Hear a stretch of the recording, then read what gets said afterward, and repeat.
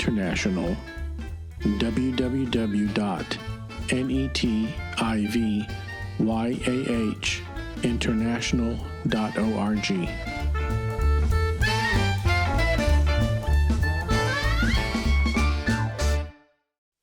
Shalom, my name is Joseph Shulam. We're continuing the study of the weekly portion of the reading of the Torah with Brad TV.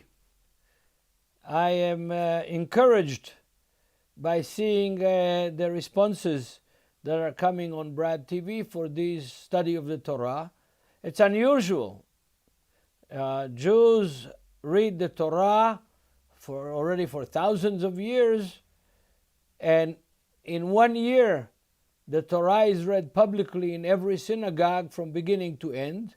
We started a few weeks ago with the portion of Genesis, and then we went to the portion of Noach, and then we went to the portion of Abraham, Lech Lecha, from Genesis chapter 12, and then we are in Vayera. Abraham continues with the circumcision and then with the sacrifice of his son Isaac in chapter 22. And now we are in a portion that's called in Hebrew Chayei Sarah, the life of Sarah. We're in chapter 23 of the book of Genesis from verse 1. And the first thing we find out that Sarah dies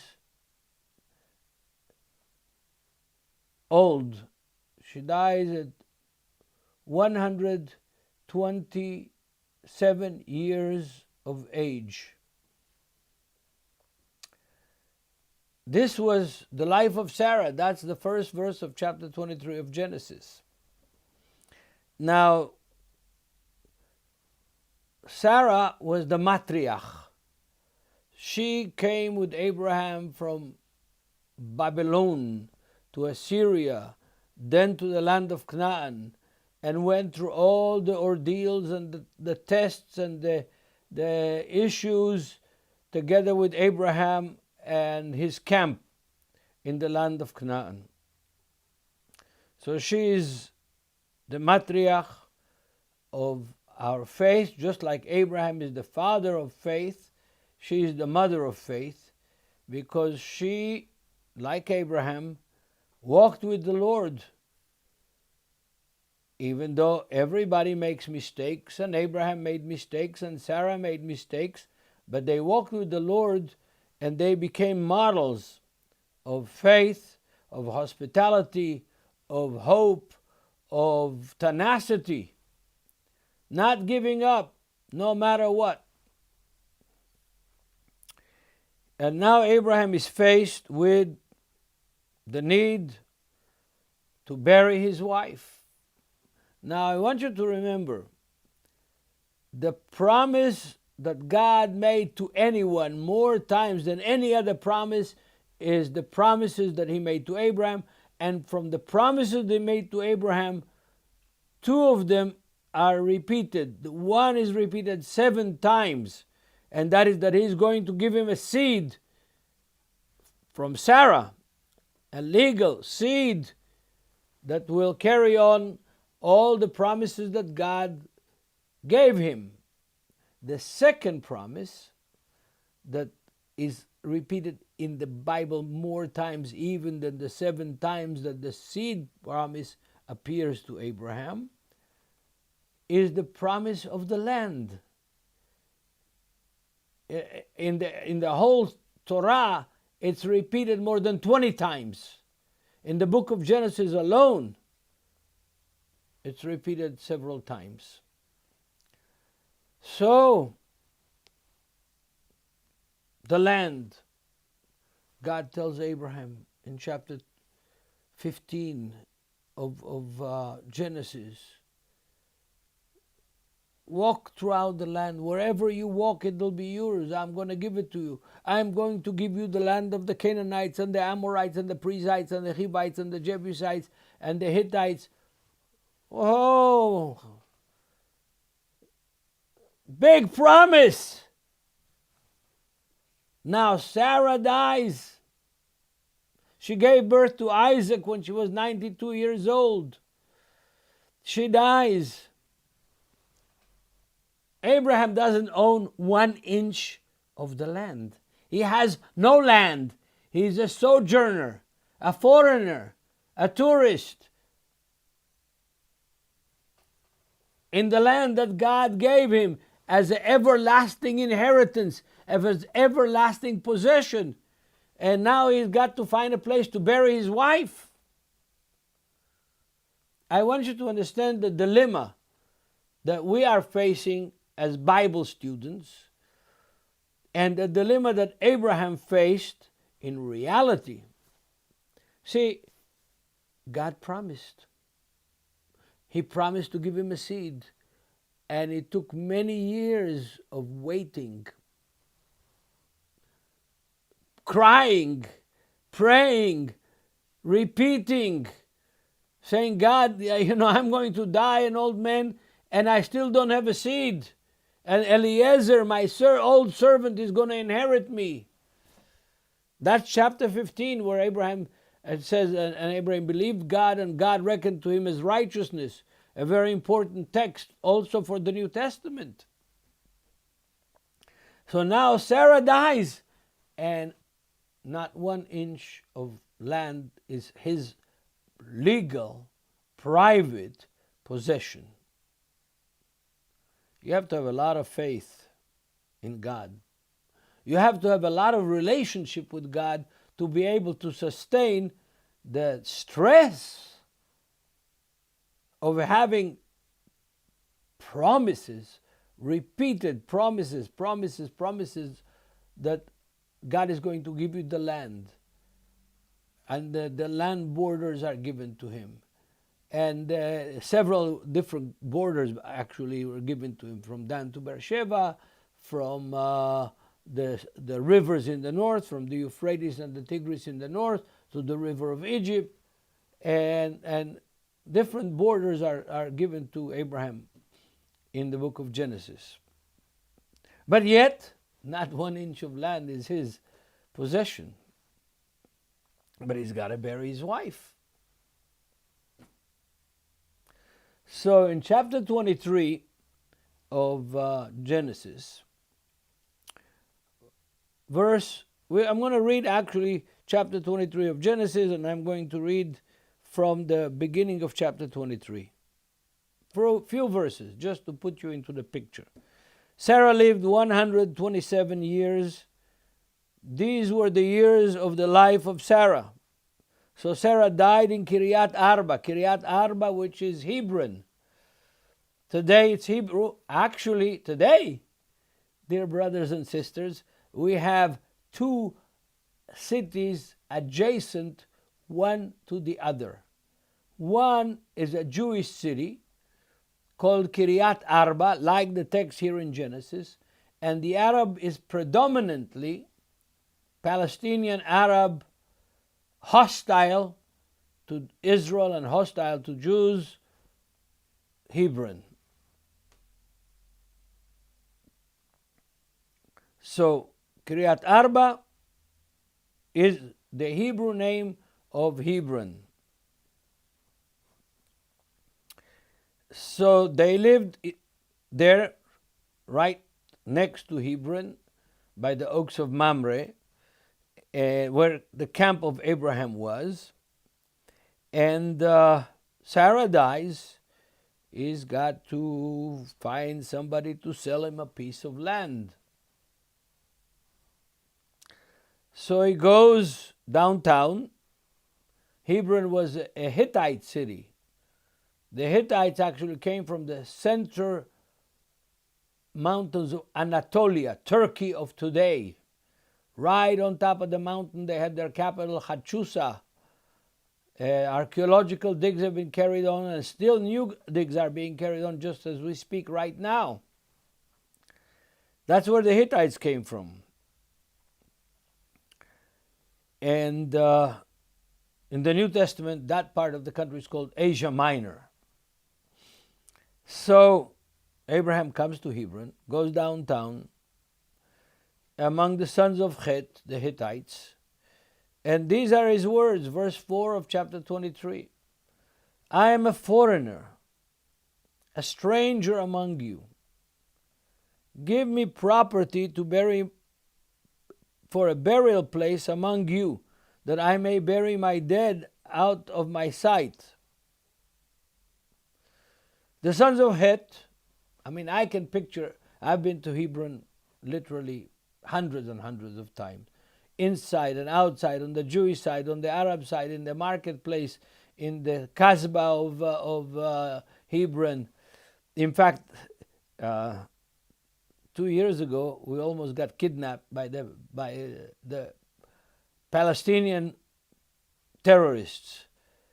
We were in the Arab side, inside the Kasbah, and we almost got kidnapped. Luckily, we were smart enough to get away from there and avoid being kidnapped. So, dangerous place even today. So the sons of Het are sitting there. I can picture them sitting in the coffee shop there, drinking coffee, smoking their nargila, their water pipe, and talking. And there comes this Abraham, stranger, old man, older than 100 years old, and says, my wife died. I need to find a place to bury her. And I want to buy a place. The Hittites are not stupid.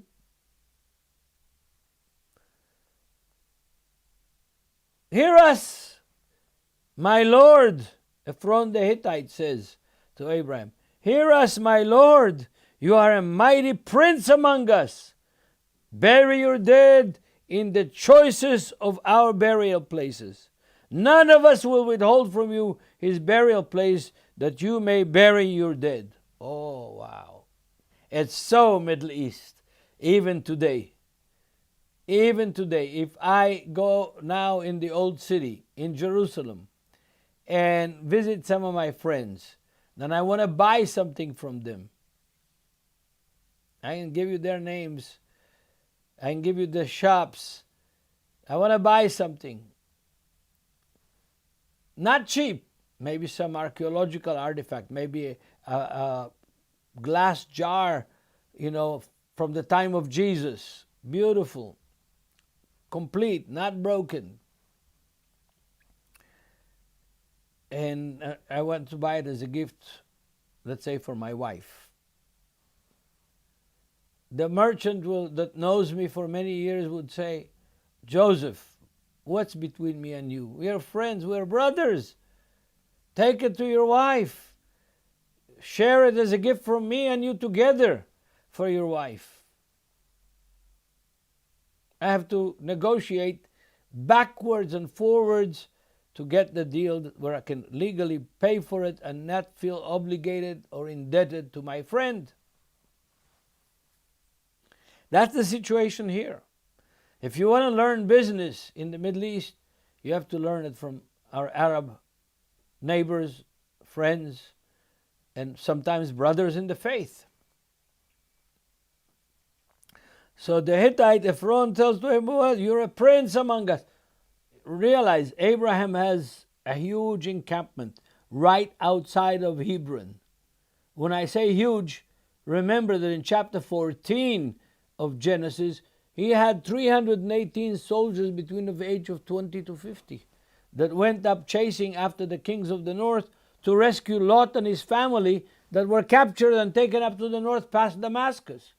So if you have an encampment with 318 soldiers, and they're between the age of 20 and 50, likely they're married, likely they have at least one child, they're a camp of over 1,000 people. And he was an evangelist. Those are the souls which he made in Haran. To make souls in Hebrew is to evangelize. La'asot nefashot is what missionaries do in Hebrew. So, we're giving you the place. You choose where you want to bury your wife. It's yours. You can bury your wife there. But Abraham knows the Middle East well. He knows the people of this land, the different 7 or 8 different nations that live here and jockey with one another and compete with one another and fight with one another. Nothing new is in this place of between the Mediterranean Sea and the Jordan River, the land of Israel.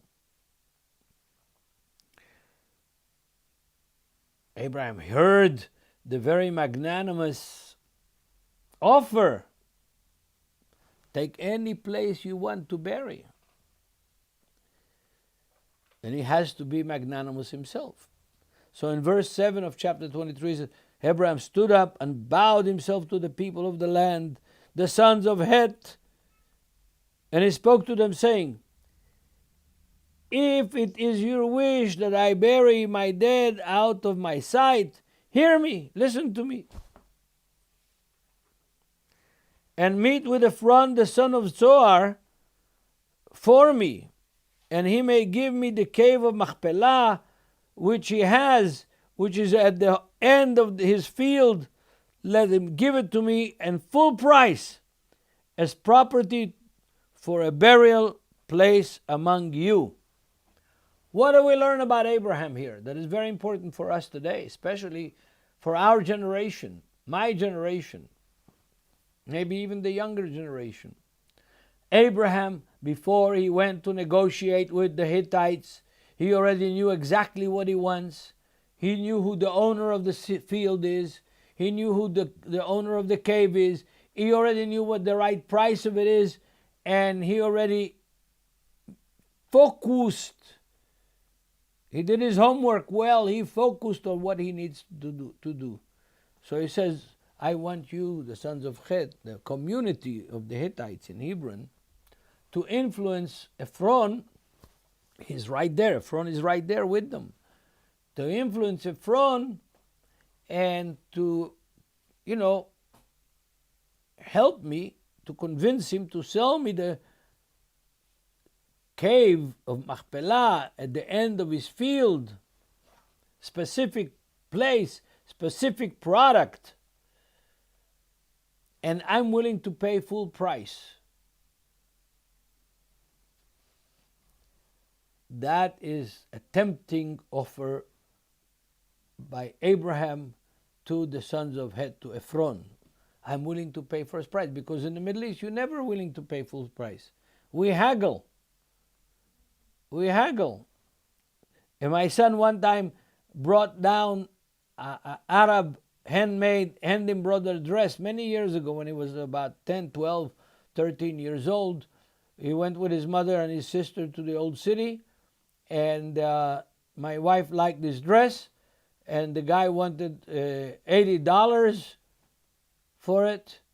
That was many years ago. That was money. Those were the prices at that time. Today, it's several $100 a dress like that.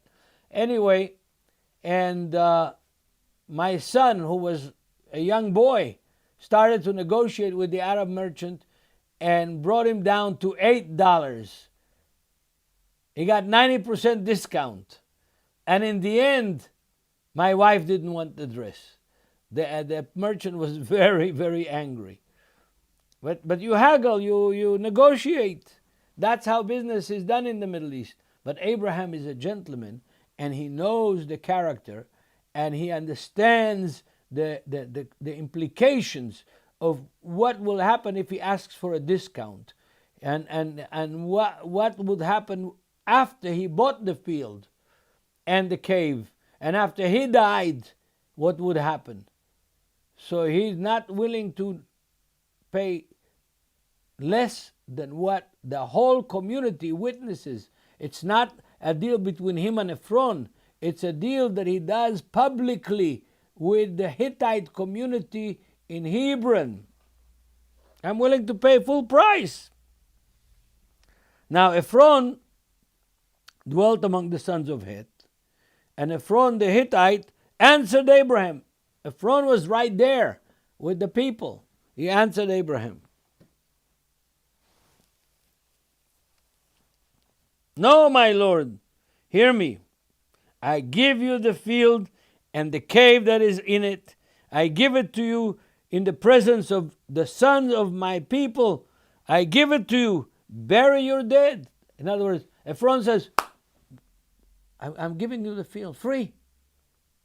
In front, you have all these witnesses, the sons of Het, the community of the Hittites in Hebron. They're witnesses. It's yours. Abraham bowed himself down before the people of the land again, a second time, and spoke to Ephron in the hearing of the people of the land, saying, if you give it, please hear me. I will give you money for the field. Take it from me, and I will bury my dead there. In other words, I'm not going to take it as a gift. I will pay for it. Ephron answered Abraham, saying to him, my lord, listen to me. The land is worth 400 shekel of silver. What is it between you and me? Bury your dead. Abraham listened to Ephron. To make the story short, Abraham pays the 400 pieces of silver for that cave. Now, why is this so important? Because we have three different occasions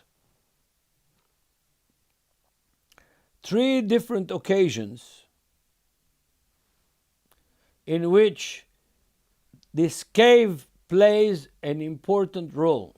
First of all, the burial of Sarah, which is here in chapter 23 of Genesis. And then we have it again in chapter 25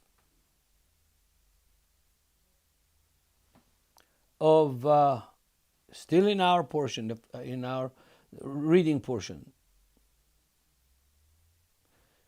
When Abraham dies,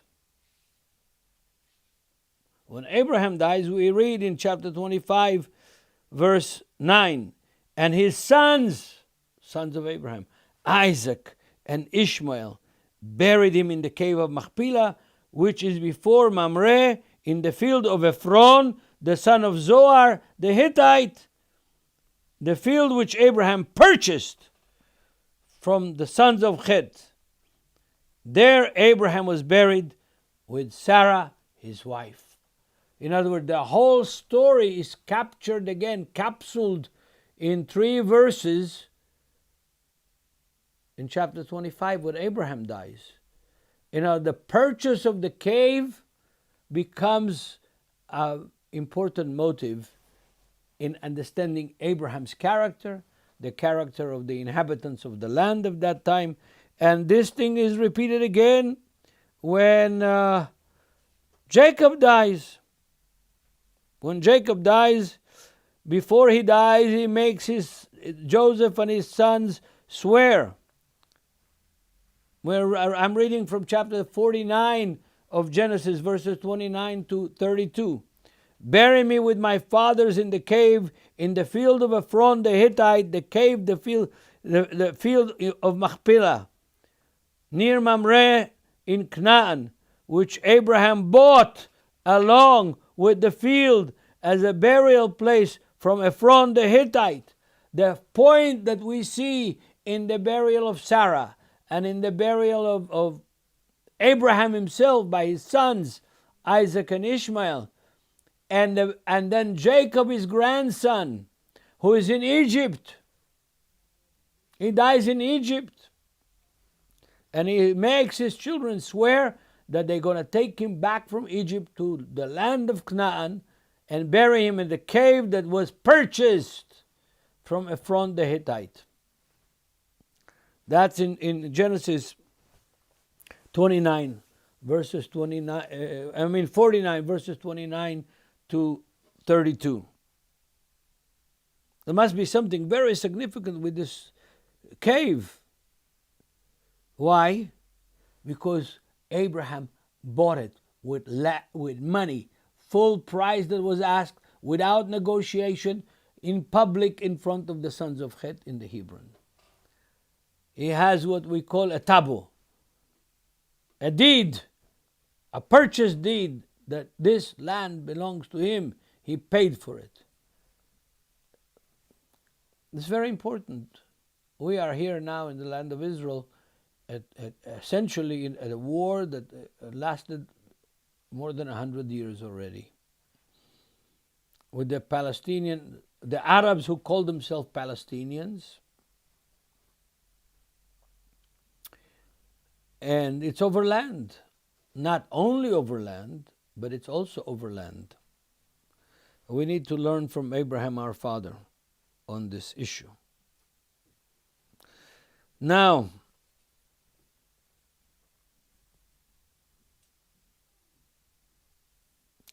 we need to learn a principle from this text. We need to learn a principle from this text. All great change is the work of one generation, especially in the Middle East. And none of us will live to see the full fruit of our work, of our endeavors. This statement is made by one great rabbi, ex-chief rabbi of Great Britain. Yeah? None of us actually finish the work that we started. We depend on the next generation, especially when we're talking about spiritual work, especially when we're talking about, building a community based on biblical principles and on faith in God and in Yeshua HaMashiach in the land of Israel. The next generation will see the fruit of the seed that you have planted in your youth. And I can tell you about Netivyah. This is the situation. I am already an old man. Soon I'm going to be, in a few months, 76 years old. I started this ministry when I was in my 20s. And now the next generation that was born and raised here, and even the grandchildren of people that I taught and discipled, are the leadership. And they're doing a much better job than I do. Now, all these portions of the Torah are long. They have so many important stories, so many different aspects to the text, and there are several chapters. And I only covered one chapter of this portion. I may do a second session for the same portion that will be broadcast on the same week. But God bless all of you. And thank God that Brad TV is doing this project. It will enrich everybody who watches these shows, will be enriched. Enriched in his knowledge of the Bible and enriched in his understanding of how God works and how we as human beings work. God bless all of you. Shalom from Jerusalem.